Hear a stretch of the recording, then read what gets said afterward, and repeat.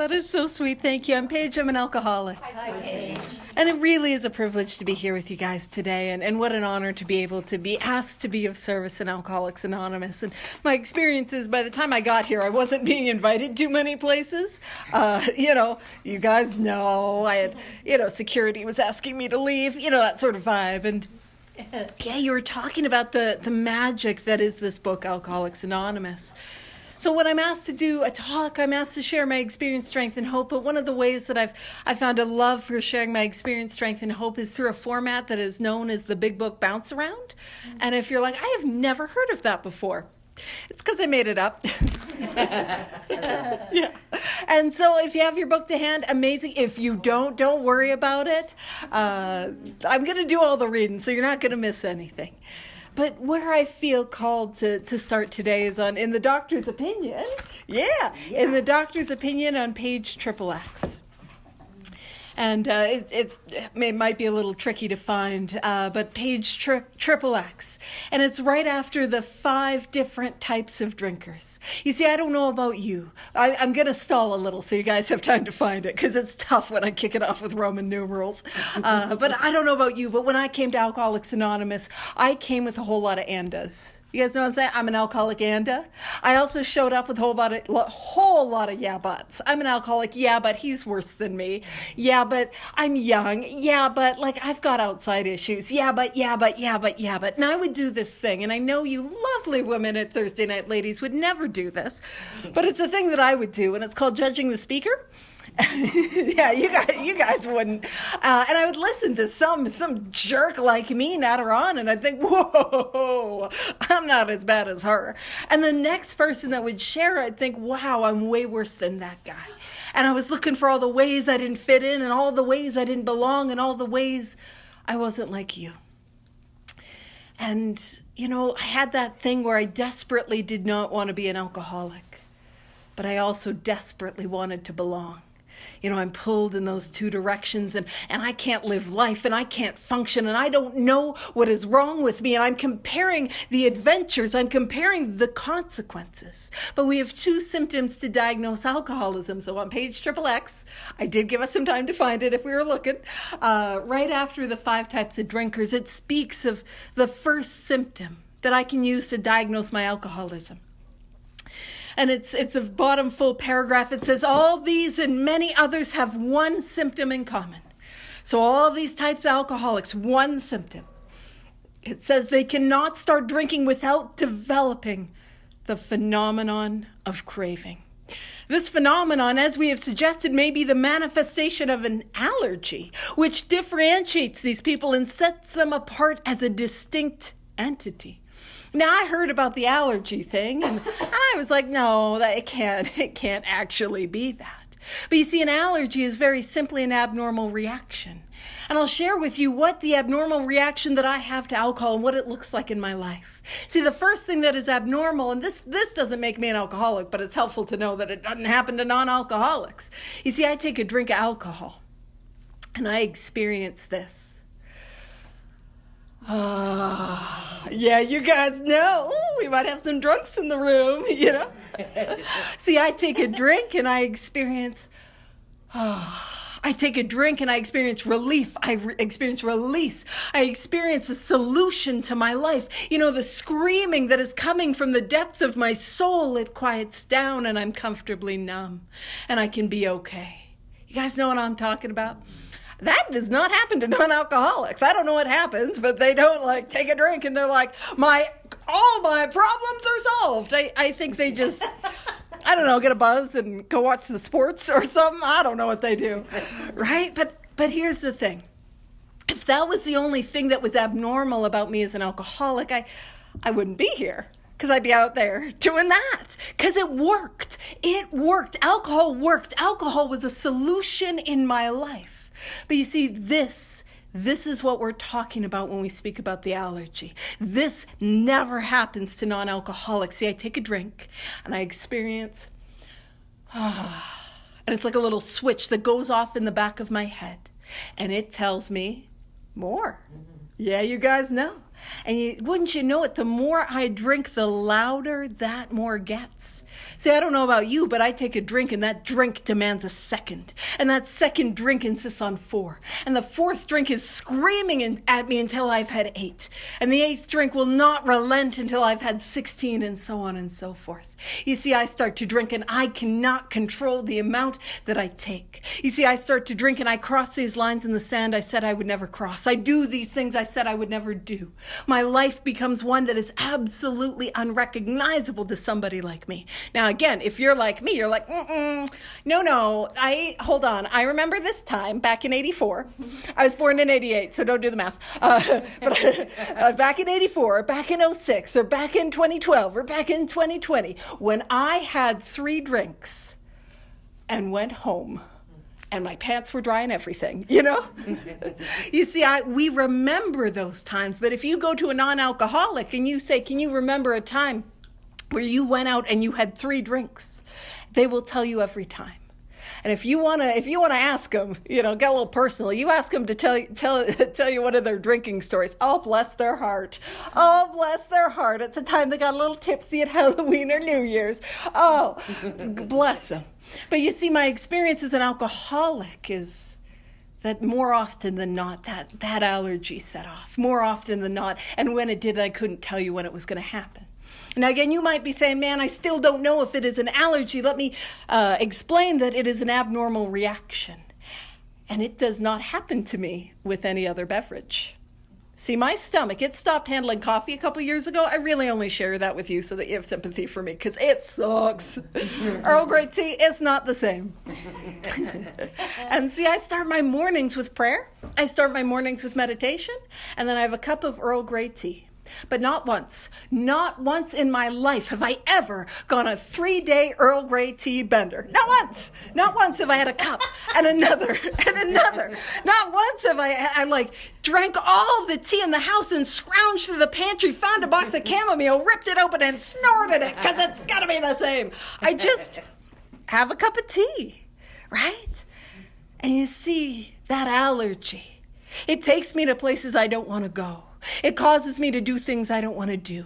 It drags me to become somebody that I never wanted to be, and I cross these lines in the sand I never wanted to cross. Now, if that was the only thing that made me an alcoholic, the solution is simple. In fact, it says, it has never been, by any treatment with which we are familiar, permanently eradicated. If I got the allergy, I got the allergy. There will never be a time in my life where I can ever safely drink again.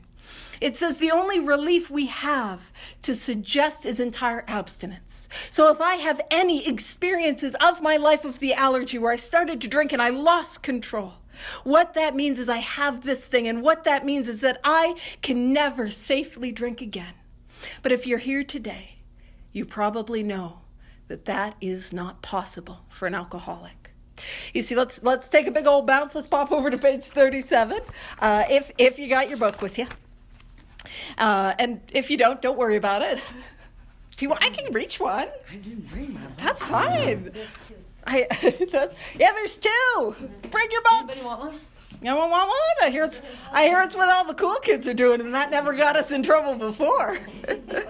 And so what we're talking about is page 37.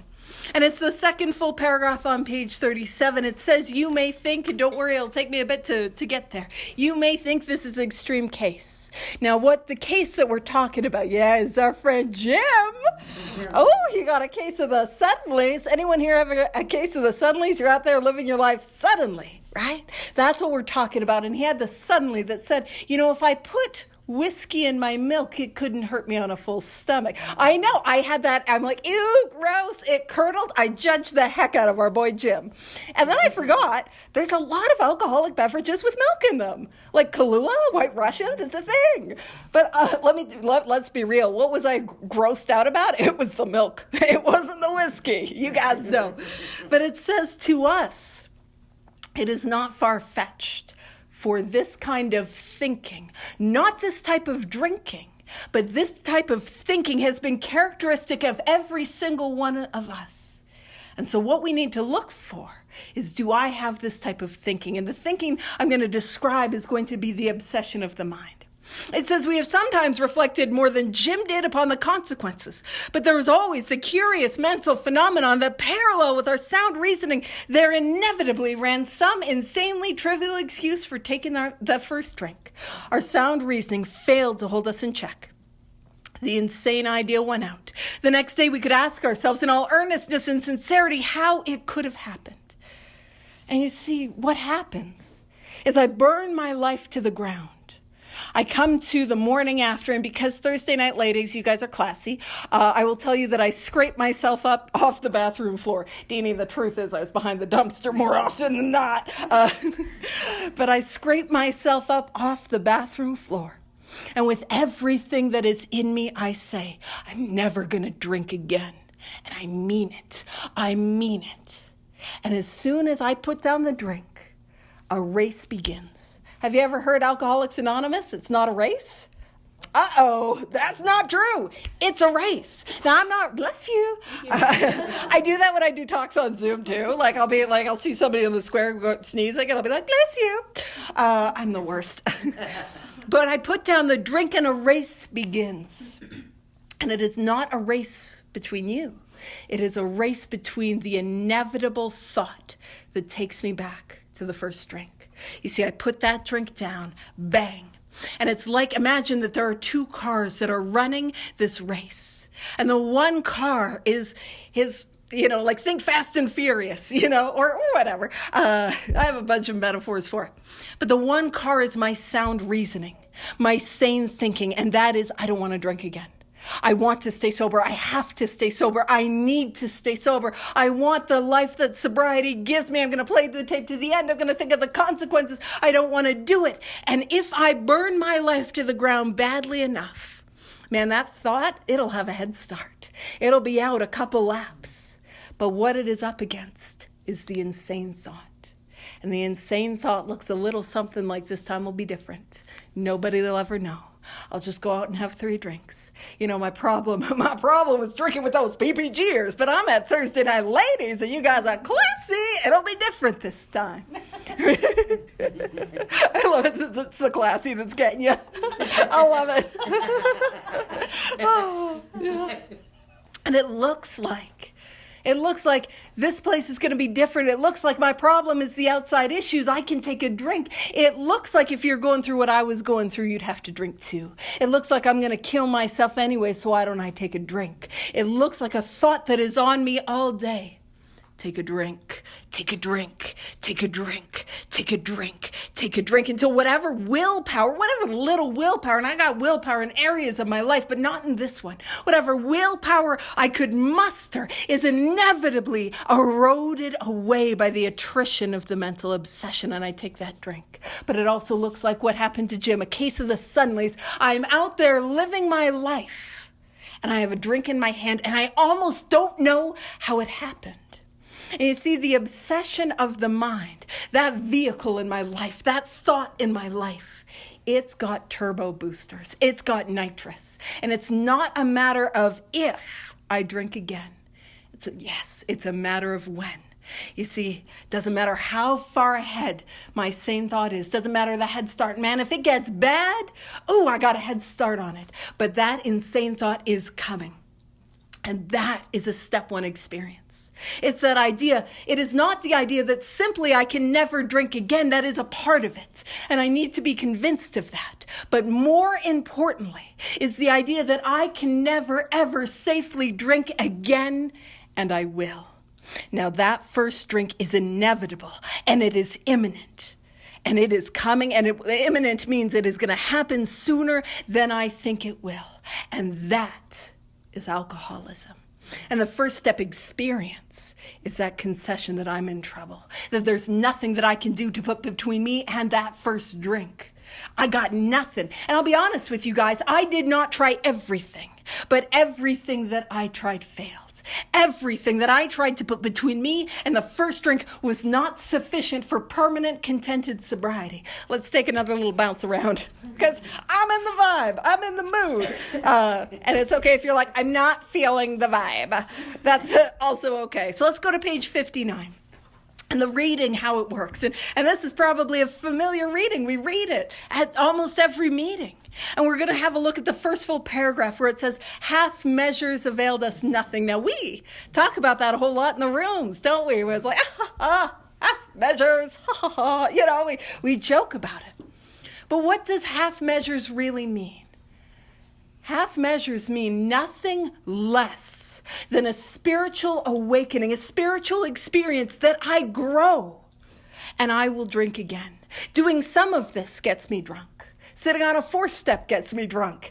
Sitting on a men's gets me drunk. Not sponsoring others gets me drunk. Being complacent gets me drunk. Nothing less than these 12 steps is a way of life. Like my life depends on it because it does, and I will drink again. That's what it means. And when I see the reality of my predicament, ooh, girl, you called me out. Because this is not good news. Half measures availed us nothing. And actually, I feel called to go on a tangent, so if you're not at 59, don't worry. Off we go! Here's the thing. I'm gonna describe something. And so imagine you're having those days. One of those days where you need a drink. You're overwhelmed, you're overstimulated, you're just stressed out. It is just on you. And imagine you walk into the bar, you go to the liquor store, and you sit down, or you ask for a bottle or a glass of something.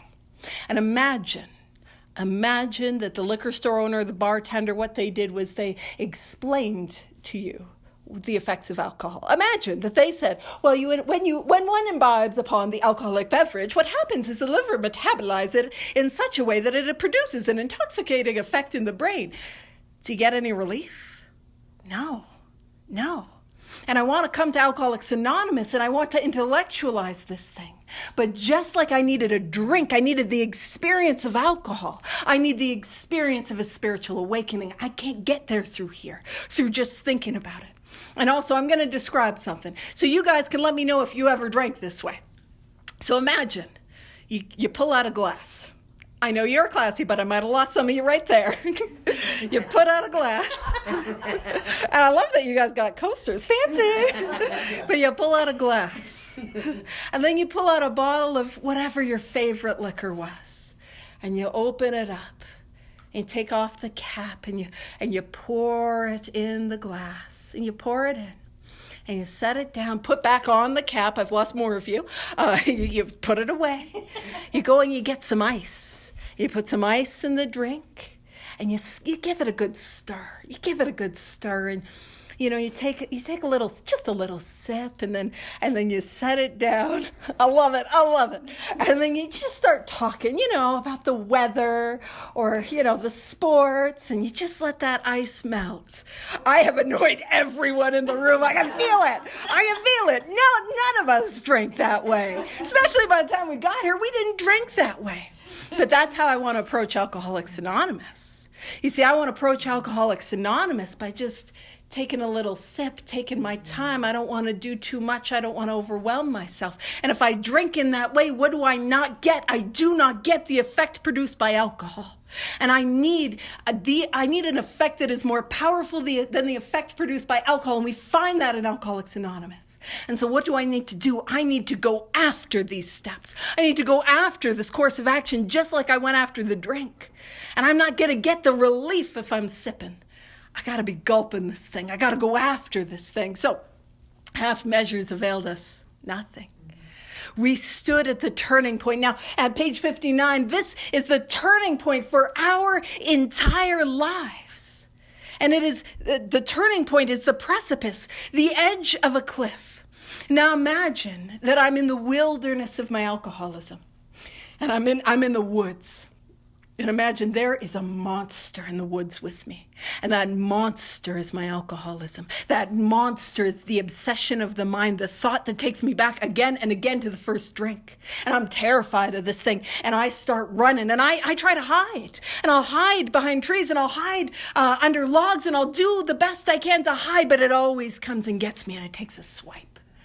And that swipe is that first drink. The allergy is set off and off I go. And so I get up and I realize I can't hide from this thing, and I start running. And that's the thing, is I am running, I'm putting in action, and I'm trying to avoid it, and I'm trying to do all this stuff to put some distance between me and the first drink, and it does not work. The monster always closes in. And it gets me another swipe, and I'm knocked to the ground, and I pull myself up, and I start running again. And I'm tripping over logs, and I'm tripping over branches. I'm losing my feet, and I'm stumbling, and it gets me again and again and again. And each time I begin to lose strength, I begin to lose hope, and I pull myself up, and I begin to run again. And I make it to a clearing. And I run to the end of the clearing, and I see that there's the edge of a cliff. And I look over the cliff, and what I see is a cloud of unknowing. And I stole that from an anonymous 14th century mystic because I'm fun at parties. But there's a cloud of unknowing, and I can't see what's on the other side. But what do I hear? I hear your voices. I hear your voices saying, jump. Jump. We promise it's going to be okay. Take that leap of faith. Please jump. Just do it. And because I can trust you, I can see the light on in your eyes. I can see the hope that is in your spirit. Man, I can see that you drank the way that I drank. You felt the way that I felt. Man, you know this illness, and you are not the same. There is something about you that is different. And that's a reminder that that is my responsibility to those people that are new, to those people who are struggling, to those people who have not found the solution. Not to tell them what they should do, but to be a demonstration of this power, a demonstration. But because I hear your voices, and because of the inevitability of the first drink, I can see that monster barreling down. I can see it coming. It is inevitable. It is not a matter of if, but when. I am left with no other choice but to take that leap of faith. And that's what the third step is. It is a decision to take that leap. And then it goes on to say, we asked. Anytime in this book it says we asked, that's a prayer. Did y'all know that there's a prayer and how it works? I snuck it in there. When did they do that? Like last week or something? And anytime I'm scared to do anything in Alcoholics Anonymous, I can pull out this prayer. God, creator, higher power, spirit of the universe, I ask your protection and care with complete abandon. And I take that leap of faith. Now, what does it look like to leap? What does that look like? Because the truth of the matter is my will in my life does not get turned over in step 3. And a lot of times in step 3, we talk about our will is our thoughts and our lives are our actions. But I was working with a sponsee who shared with me something, and it's a different way to look at it. And I like to be a little, shaking it up. And what if my will was my actions? And my life was the results. Yeah, it's just another way of looking at it. It's fine if you're like, that is wrong and it's stupid and I hate you, which is fair enough. But because oftentimes I don't have direct control over my thoughts. In fact, I have an obsession of the mind that takes me back again and again to the first drink, and I can't outthink my thoughts. I can't out-self-will my alcoholism. But what I can do is I can take a course of action, and let's be frank, I can take a course of action that I do not think will help, that I am utterly convinced could not apply to somebody like me. You know what I mean? I don't think I'm worthy of it. I don't think I deserve it. I'm utterly terrified of it. And I can take that leap of faith anyway. So my will in my life does not get turned over in step 3. The purpose of the 12 steps is to turn my will in my life over to the care of this power. That is the purpose of the 12 steps. And you see, in step 1, I come to realize that nothing less than a spiritual experience, and I am doomed to die an alcoholic death. And the 12 steps are the vehicle. They are the course of action that takes me from that place of hopelessness to that place of hope, that takes me to that place of freedom, that spiritual awakening. The spiritual awakening is the point, and the 12 steps are how we get there. So, I asked his protection and care with complete abandon. And so let's do another little bounce. Let's go to the very bottom of page 63. It says, next we launched. Very bottom, very bottom of 63. Next we launched. I am launching. I am diving. I'm not dipping my toe in. I'm not stirring the ice. I am diving in. And it says on a course of vigorous action. Action. The first step of which is a personal house cleaning, which many of us had never attempted. Though our decision, that step 3, simply a decision, was a vital, life-giving, and crucial, of the utmost important step, it could have little permanent effect. And you see, I come here, I need a permanent effect. I need something that's going to work 100% of the time. So unless at once, which gives us a time, like time zone, time limit, at once, right now, followed by a strenuous effort to face and to be rid of the things in ourselves which had been blocking us. Our liquor was but a symptom, so we had to get down to causes and conditions. And when we talk about this thing that is blocking us, what we're talking about is the things inside of me that are blocking me from God.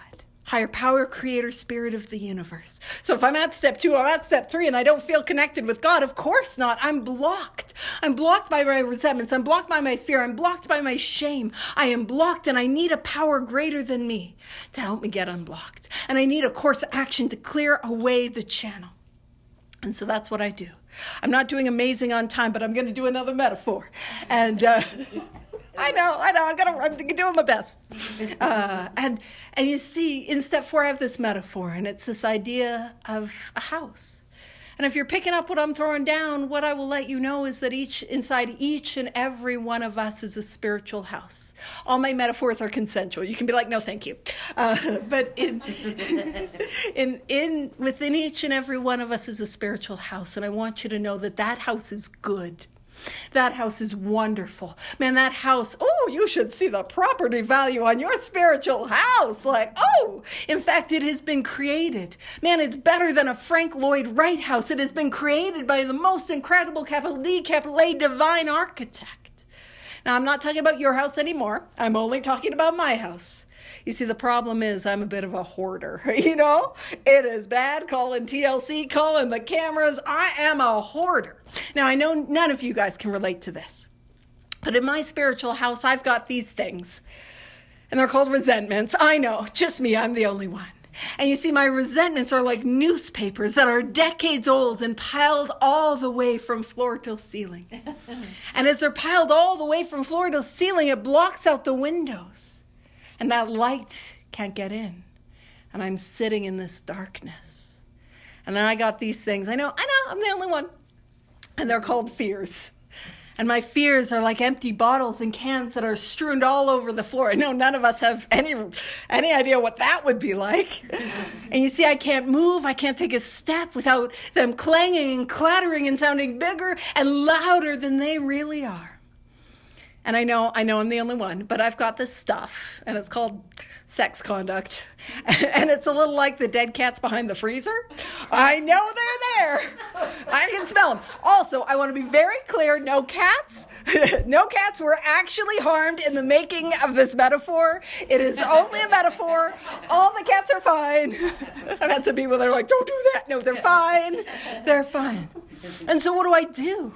In the 4th step, I have a look at what's there. And I begin to take down those newspapers one by one. And I have a look at the information on them, and wouldn't you know, it was wrong the whole time. You see, I thought it said, extra, extra, you all are jerks, not you guys in particular, but the world around me. And I come to find out that I'm the jerk. And that's where the freedom is, in finding where I was wrong. And as I take down those newspapers one by one, that lets that light in the house. And I love the metaphor of God as light. We see it all over the book. Because light is not simply what I see. And we see light. But light is also the way in which we see. If we were to turn out all the lights, pull down the blinds, in this room, this whole room would be different. And yet nothing has changed. I turn on the lights. Everything has changed. And yet nothing has changed. And we know this from experience. Anyone do some 4-step inventory? Childhood got better? Childhood didn't change. No. Family got better? Family didn't change. The jerks at work, or the jerks driving on Deerfoot or Glenmore, they start to drive better. They start to act better. They didn't change. But how I see them changes. And you see, what happens is I begin to let in that light. And I see how if I rely on that light, I don't have to step in fear, and I begin to collect it and clean it up. And I do it with the cats. And I come up with an ideal so I can be a responsible spiritual pet owner in the future, and I never have to live in that shame. And when I sit down with God and another human being, that's where I get all of that stuff and I get it out of the house. You know, the word admit has two meanings. One is a confession, right? I need to admit I stole your car, I slept with your husband, and I peed on your carpet. And I'm just kidding. I would never. It was linoleum. But the other way to look at the word admit is to let in. You see, if you get a ticket to a concert or a ticket to a Flames game, it says admit one. So in the fifth step, I'm also letting in God and another human being. I get all that stuff out of the house and I take it to the curb. And step 6 is all about becoming willing for the cosmic garbage man, the spiritual 1-800-GOT-JUNK guy, to come and take it away. And step 7 is all about me not hoarding my garbage, but humbly asking for it to go. And that's what we're doing in steps 4 through 7. Now, I'm not doing great on time, but I'm doing a 9-step metaphor. So let's pop over. What we're going to do is we're going to pop over to page, perfect, page 82, and it's the bottom paragraph. And it says, the alcoholic. And I'm sorry, I can't wait. I'm like, I got a minute left and we're going a little over, but I'm landing the plane, guys. I'm landing the plane. So page 82, bottom paragraph, the alcoholic is like a tornado roaring his way through the lives of others. Hearts are broken. I broke those hearts. Sweet relationships are dead. I killed those relationships. Affections have been uprooted. I ripped those affections from the ground. Selfish and inconsiderate habits have kept the home in turmoil. It is my selfish, my inconsiderate habits. It says we feel a man is unthinking when he says sobriety is enough. He is like the farmer who comes up out of the cyclone cellar to find his home ruined. To his wife he remarked, don't see anything the matter here, Ma. Ain't it grand the wind stopped blowing? And you see, there's this metaphor. When I was I can't remember if it was like the 3rd grade, something like that, there was a Blackfoot elder that came to my school. And he's told the story of the buffalo. And if you're not familiar with this story, the buffalo has all that hair and that long, strong fur on its head and on its shoulders. And you see, when a storm comes in, yeah, you know what's coming. When a storm comes in, all the other animals, they want to gazelle away. And as do I. When I look at a man's, I'm like, oh, I want a bunny rabbit my heck out of there. I don't want to do it. But you see, when I try to outrun that storm, it prolongs the storm. It makes it last longer. And you see, what the buffalo does is the buffalo turns and faces the storm and walks towards the storm. And as in so doing, it cuts the storm in half. And we have some 9th-step promises. When do they begin to come true? Before we are halfway done our amends. That's when they come true. But the difference between me and the buffalo is that I am also the storm. And I can't just be, isn't it great the wind stopped blowing? I got to pick myself up and I've got to be active and intentional in setting right those wrongs. But when I do, I am catapulted into the 4th dimension of existence, a way of life better than anything I have ever dreamed, a freedom that I could never have imagined, those 9th-step promises. And that leads me into the 10th and 11th step where I get to continue. You see, the engine of Alcoholics Anonymous, the motor, is steps 4 through 9. And if I don't have 4 through 9, I'm not going anywhere. There's nowhere to go. And in step 10, I continue that process. In evening review, in step 11, I continue that process. And I get to, now we often talk about 10 and 11 as maintenance steps. Anyone like doing maintenance on their car? Ugh, that's not my experience. Of course, there's an element of maintaining. And the most dangerous enemy of an alcoholic is complacency. Because when somebody relapses, it's never what happened. It's never what happened. It's never, the job, the relationship, any of that. For an alcoholic to relapse, it is inevitable. That's what we spoke about in step 1.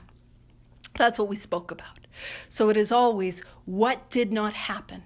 I didn't take the course of action to bring about the spiritual awakening, or I stopped taking that course of action. In step 10, it says I have a daily reprieve, which is contingent on the maintenance of my spiritual condition, which is good news and bad news. The good news is it is not my sobriety, my life the sober and emotionally sober life that I have today is, bless you, is not contingent on how I feel. It is contingent on what I do. And so I'm a little over, and so what we're going to do is we're going to end on page 100. On page 100. And it's the first paragraph. Scrolling, page 100. It says, both you and the new man must walk day by day in the path of spiritual progress. And you and the new person that we are walking through. You see, I did not get sober so I could get sober. I didn't, like oftentimes in AA we talk about our motives. I don't think our motives matter as much as we think they do, honestly. Go make that amends you don't want to make. Go take the spiritual action you don't want to do. I don't think my motives matter that much, because if I take this course of action, I will get well. But you see, I didn't come to Alcoholics Anonymous for me, and I didn't come to Alcoholics Anonymous to get sober. And what I mean by that is I have no idea why I was here. I was dying and I was in pain and I didn't want to be here. But you see, the reason I'm in Alcoholics Anonymous is so that I get to help other people. I didn't know that. I wasn't going to find that out until I started to take this course of action. You see, this thing does not come alive until I work with others. And the most sure sign of a spiritual experience is the desire to go help somebody. That does not mean, if you're like, I don't want to, that we don't do it. But it's if you've ever seen, like a sunset, and you want to take a picture of it. Why do you want to take a picture of that beautiful sunset? So that you can show it to somebody else. Have you ever had a song that just stirred your soul and you send that song to somebody that you love? Why? Because you want them to experience this. That's what we have in Alcoholics Anonymous. That's what the spiritual awakening is like. It is an experience that how could I not want to share it with somebody else? And we must walk day by day. This is a daily program of action in the path of spiritual progress. I'm a little pedantic. It is not progress, not perfection. Because it is not about how am I progressing in terms of the job, the car, the relationship, the family, the finances. None of that can keep me sober. How am I progressing spiritually? That's what matters. It is not progress, not perfection. It is spiritual progress rather than spiritual perfection. And it says, if you persist, remarkable things will happen. When we look back, we realize the things which came to us when we put ourselves in God's hands were better than anything we could have planned. You see, when I am on the precipice, the edge of that cliff, and I'm staring off, and I don't know who's going to catch me, and I don't know what's going to happen, I take that leap of faith. I take the actions of the 12 steps quickly and thoroughly. They're meant to be done quickly, and they're meant to be done thoroughly, and the two of those things work together in tandem. But when I do that, what I find is on the other side, where do I land? Well, I land safely and securely in God's hands. That power is always there to catch me. And it says, and as a result of that, it's better than anything we could have planned. Follow the dictates of a higher power. That sounds like rules. We don't like rules, but it's this way of life. Follow these 12 steps and the guidance from a power beyond ourselves, and you will presently live in a new and wonderful world, no matter what your present circumstances. And that is my experience. Some of the most painful things in my life have happened to me in sobriety. Not all of them, but some of them. And my sobriety, our sobriety, is not contingent on anything that's happening out here. It is contingent on what's happening in here and the connection that I have as the result of the actions that I take. So that is way more time than I should have taken. Thank you for the opportunity to share. Wow.